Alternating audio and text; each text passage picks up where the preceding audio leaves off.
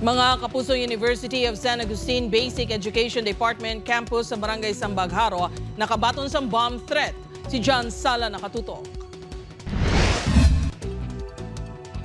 I have planted 6 time bombs in the campus. Ini ang mensahe nga nagtublag sa mga ginikanan estudyante kag manunudlo sa University of San Agustin Basic Education Department sa Barangay Sambagharo kay nasang aga.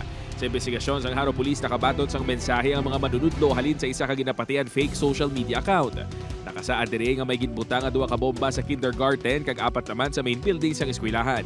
Nabutang man sa naglapta nga mensahe nga ginihimo ang bomb threat tungod sa unjust treatment o kung wala nagakaigo nga pagtrato sa mga manunudlo sa mga estudyante.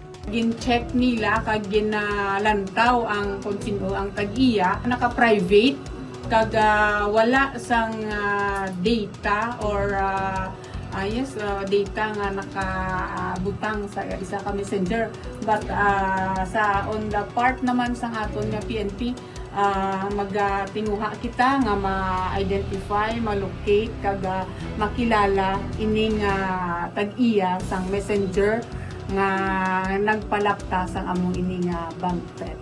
Bangod sinigid tipo ng mga estudyante kag ginpahibalo nga may fire drill na nga patigayunon. Matapos natipon ng mga estudyante sa open space, gilayon nga ginpahibalo sang school administration ang mga ginikanan kag guardians. Sulo sa Iloy nga si Cathy nakalabot man sa ilang nga group chat ang among nga pamahog gani insigida ini nga nagpadulong sa eskwelahan agud sugato ng iya bata.